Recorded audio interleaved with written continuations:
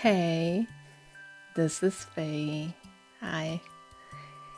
And today we're gonna try something different. Completely different that I have no idea how to actually do. So I'm a little bit anxiety ridden here, but you'll have to survive. I will have to survive. But I was asked what is in the Encyclopaedia Eorzea 2. And I figured that is a really valid question because it is a chunky book, like a very, very beautiful but big book. And so if you're gonna go out and get it, what is actually gonna be inside of it? And obviously I, for copyright reasons, can't show you all of the book, but I can show you a bit about what is in there. And then you can make the choice whether or not you want to buy it when next it comes back in stock. So we have the beautiful crystal on the front, and it's embossed. I don't know, you can probably not see that at all, but it kind of has a 3D effect on it. It feels really great to handle. And then you open it, and there are so many beautiful pictures in this. So many beautiful pictures. And then we have a table of content, and it divides it into books. So you have first book, which is about Hydaelyn, and second book, which is about her tales. And then you have the third book, which is her lands. And then you have the fourth book, which is all of the cast that are part of different quests and raids. Then you have her bounds. Then comes probably my favorite part, which is her designs. You have her burdens, and then you have her creatures. And then we have something about charting the continents. And there is this little cartographer stand here, where you can see a person that is standing here, and then you can see the different maps that are here. And supposedly all of the maps, or this map, is made by one particular person, which is named, but the book is so far away, I'm not really sure I can actually read it. But let's see.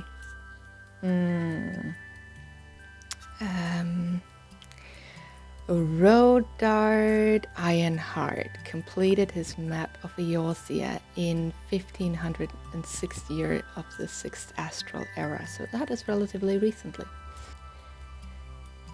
Then comes a part on the Far Eastern geography, and there is this map, and then this is the same as it is in the first lore book, with for instance, Fanalan and Curthus and the Shroud and all of the other geographical places that you find, is that it sort of puts letters on it, and then you can read a little bit on each of them. It's really lovely and in-depth, and it has that on all of them. Also Thavnair, which I look forward to. So that'll be interesting to see that explored way more. Then you have the Eastern culture and technology, a little bit about the Aetheryte and the buildings, and something on the clothes, and some of the different monsters and beastkin that you find there. And then you have Susano and the Codian Beast Tribe, which is a pretty sweet story. It's not one of my favorites, but it is pretty sweet. And the Auspices. I love Senri, he's so cute. So fat though, but he's so cute. A bit on the Dusk Mother and the Dawn Father. And Mortal Gods. And then we have something generally on the Eorzean faith, and I really like this part because it lends a little bit more lore to, for instance, Nald'thal and the Ishgardian Orthodox Church and some of the cults, the Fist of Rhalgr as well. Yeah.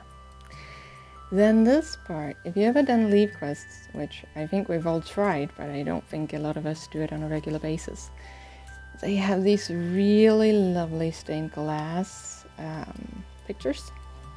I love those. And these all have a story behind them. So you have, for instance, saying Denethor and the Basilisk, and all of them then relate to different quests that you could have done, or that you can do.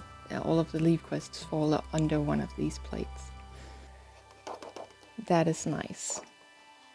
Then we have something on flying and airships in general from the very beginning of the Ixali, if you do the Ixali Beast Tribe, which is actually really interesting. There is something on the Ixali prototypes for flying and how that evolved into the airships that we know in Eorzea.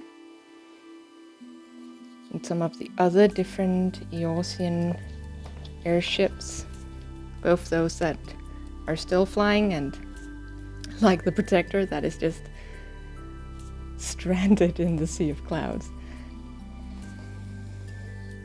Yeah, then we have something on the world of words and the Eorzean alphabet and some different signs.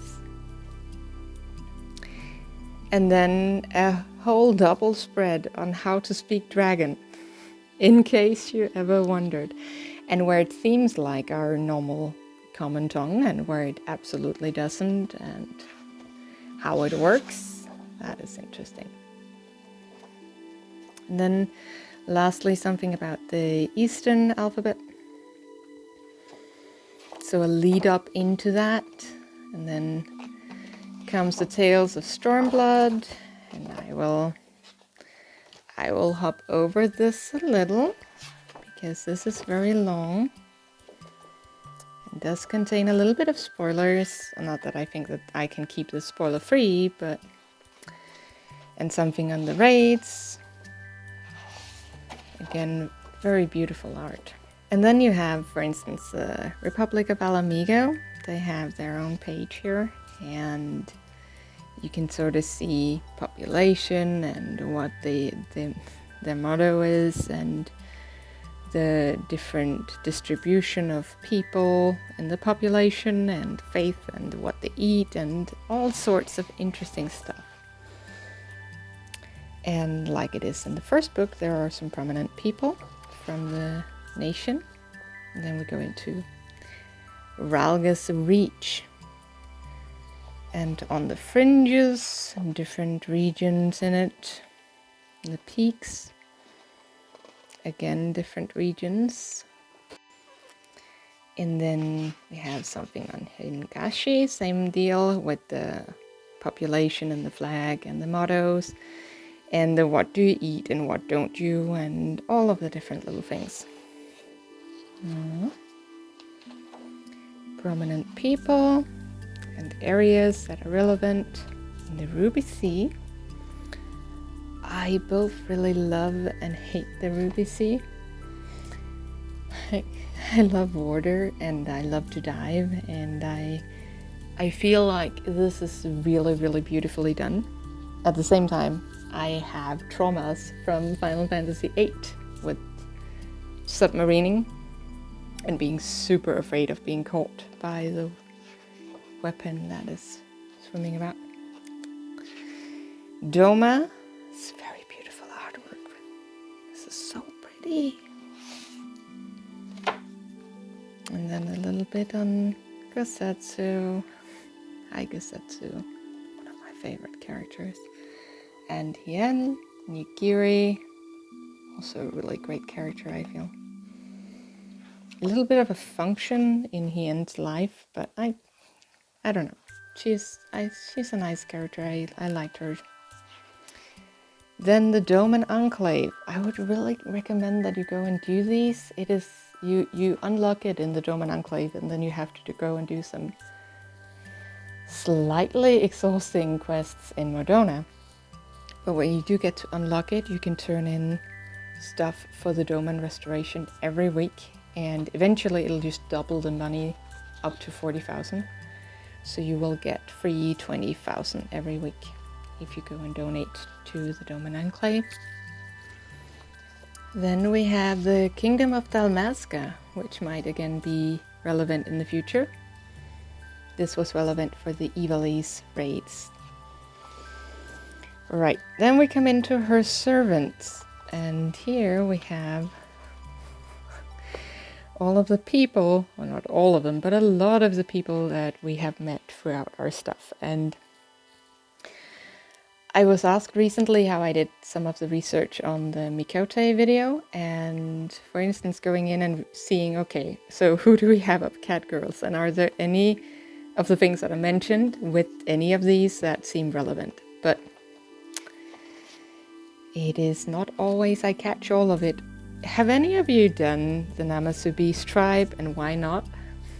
I keep on telling people that this is probably some of my favorite content in the entire game, and they keep on telling me that I'm stupid. But until you've done the Namazu Beast tribes, you don't know if you like it or not, because that one Namazu that you meet in the MSQ is really not that interesting. But the Namazu Beast tribe is just fantastic. Then you have, if you ever done the Eureka, you will know these people. I think Ichika is one of the better Lalafels in the game. People will fight me on this, I'm pretty sure. I also like other Lalafels, but I think he just comes from such a relatable standpoint that he did not have the echo, and he did not have special powers, and he worked for everything he got. And I don't know, I like him. All of the different little animals. Here we have Sandry again. And Sloey. I also strongly recommend that you go and talk to Sloey and help her out. She needs pineapple. She needs food, and she will settle for pineapple juice. And then you have Chloe and Leopo, these two sisters. Or, well, Sloey runs an orphanage, and you may argue that it is not super competently run. But as far as I know, all of the kids are still alive, so she comes from a good place. Chloe just really wants stories. She's adorable. I did not want to like Chloe, but she's just such a heart melter. So I was just like, when I read aloud her dialogue when I unlocked it, I was just like, oh, I can't be mad at that. Sure, I'll go die for you in dungeons so that you're not bored. It's fine. Yeah. Then there are the people that you meet through doing your quests for your classes, and these are also really interesting. You see for the different classes here. I'm sure there are some of them that you recognize more than others. They're all here. And then also for the hand and land, people that you meet during the expansion stuff, because the people you met in A Realm Reborn and Heaven's Word, those are in the first Lorebook. So, and then we have stuff on each of the dungeons that we ever did during this part. Not necessarily the hard version, because then it is listed underneath it, what happened to it afterwards, I think. But we certainly have all of the other dungeons that we've done. And that is really nice. We have something on Palace of the Dead and Heaven on High, our two deep dungeons. And what is going on in the story with them. And then we have a full page on Eureka and the Baldesion Arsenal. And then we have on the Red Mage because that was added in Stormblood. So that, for obvious reasons, wasn't in the first lore book. So we get a similar page, but slightly different, more expansive, I feel, than the other one. Same thing with Samurai. A little bit about the gear that you use, or how it works, or some of the people, some of the skills. And then comes my favorite part, the weapons part. And I'm not usually a weapons nut, but it is simply because they made so much lore woven into the different little parts of this. So you have one-handed swords, and you have the different types, how they look generally, and then you have some examples that have then their own story, or a little bit of lore attached to them. Same thing with axes, the prominent design types, what they are called, and then some of the examples.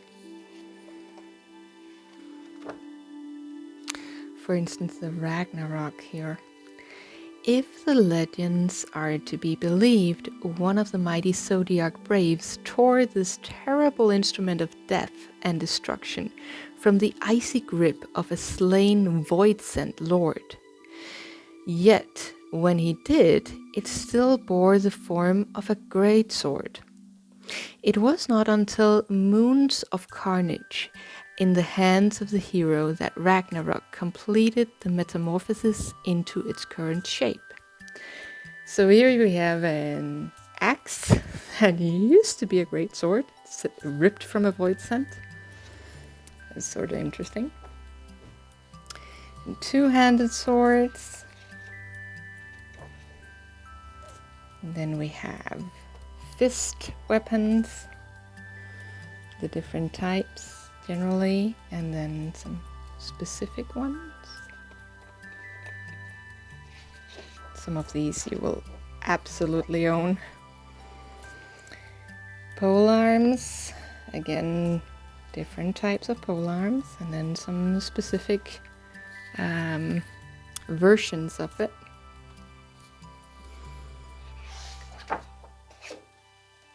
And the knives, daggers, something I can't pronounce, something I also can't pronounce, more things that, okay, Tanto I can't pronounce, and Virus. I have no clue what I'm doing here. But different types of designs of knives, and specific ones. And again, this is also really good to find something that is regional lore-wise, if you know that a race or a place is known for using certain kind of weapons, like for instance katanas. The bow, different types of bow, short bow, long bow, composite bow, cavalry bow, compound bow, and harp bow. And firearms. Again, the different types of firearms.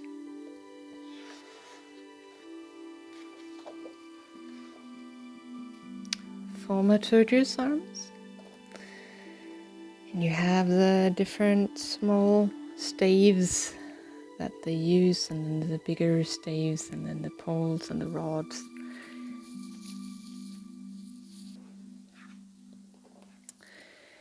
Then you have tomes, and this is where you see the different prominent designs with the evolute and the involute and the Far Eastern designs. Like I also talked about in my Arcanima, what is Arcanima video. I talked about the different symbols and how they worked, how the designs of the books worked. Red mage weapons, the different types of things that you can stab people with.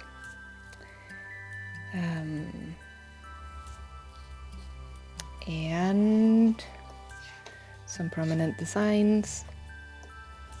The conjurer arms, again from the one-handed, from back when you still were a conjurer and you used a one-handed wand as well as a shield. That was a weird time. And then canes and all the way up to rods.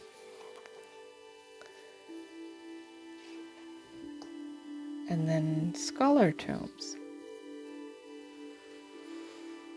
which again you have the different types and you have the different way of writing in them. Some of the very beautiful ones.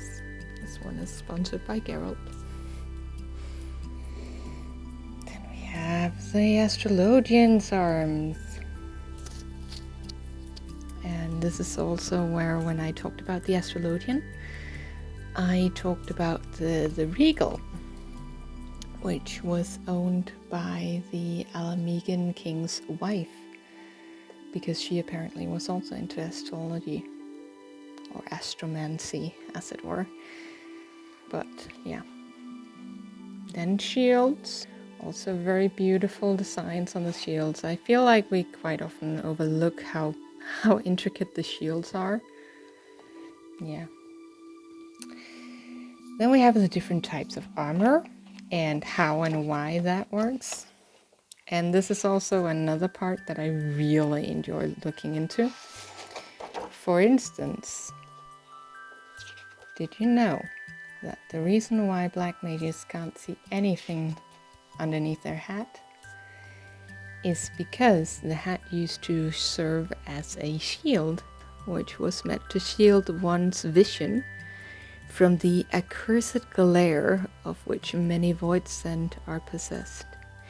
Indeed, the danger of coming under hysteria-induced attacks was so great that some mages' hats were equipped with an additional cloth to use in blindfolding one eye entirely.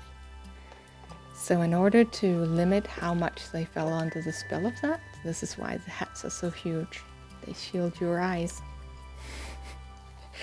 It is mostly just clever back writing, but I really love it. And then you have this, as they describe this as being very designed for red mages because it allows for movement, and that generally the red mage's armor is the traditional armor of Ellison swordsmen because it allowed for a lot of movement. And something on the healer scarves, both of them, all three of them, and why it works the way it does. So that is just lovely little extra knowledge. I love these parts. Then we have the beast tribes, Kojin, and the Ananta, and the Namazu. Yes, yes, the Namazu. Yeah, and the Lupin, Banga, Matanga, and all of them. And then we have the bestiary, which I will make a video on separately because there is so much interesting knowledge in these different beastkin and voidsent and ashkin and soulkin and chimeras. And but this is also, I feel this particular part with the bestiary is slightly better done in the first book. That also has sort of an overview made by Ramdale that categorized all of the beasts. Then you have the hunt marks. And you have all of the different hunts that you might encounter. All of the small ones, all of the big ones. Which is really great because you also get to hear, why is this mark, for instance, why is this not just a Sanova? Like what has this guy in particular done to deserve himself a hunt mark?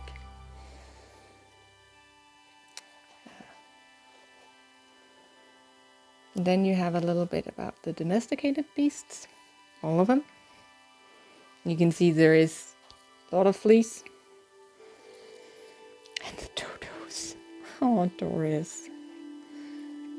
I love the dodos. They're so spherical and cute. The different mounts. And this is also, I love this. Ooh. I think my hair just accidentally hit the camera. I have very long hair, so that tends to get everywhere, which is problematic. Yeah, but so you have the different types of. I love this part. So these are also mounts, but you have then the different breeds of chocobo, like the Roundsea and the Destrier and what is it called, the small one for Lalafell? Billadian Jenner, yes.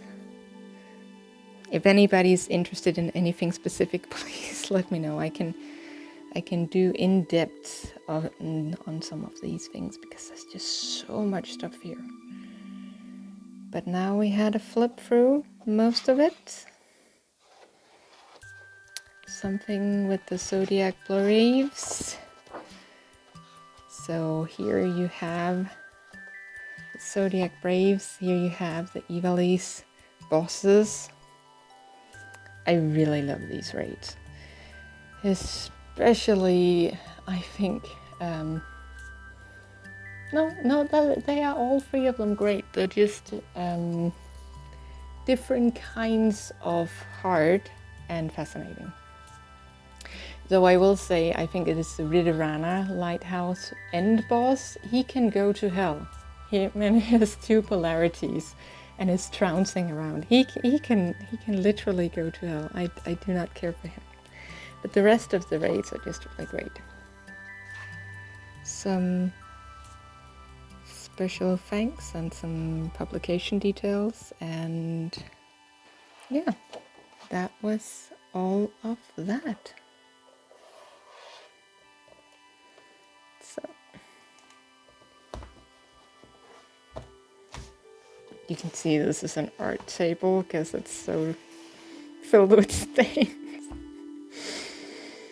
Anyway, I hope you enjoyed that. I hope that you found out whether or not that this is a book for you. I love it. I think when it comes to ground knowledge of Eorzea, the first book is by far the strongest, but this one just has a lot of other details and it's very beautifully done. And if you're willing to go digging, there are a lot of details in this book as well that are super useful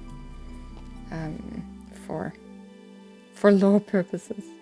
Whether you're just a lore enthusiast, or you like to roleplay, or you just like to know a little bit more about the world that we're playing in, these are really good shouts. So I would absolutely recommend that you buy it. Yeah. Either way, thank you so much for watching and have a really lovely day.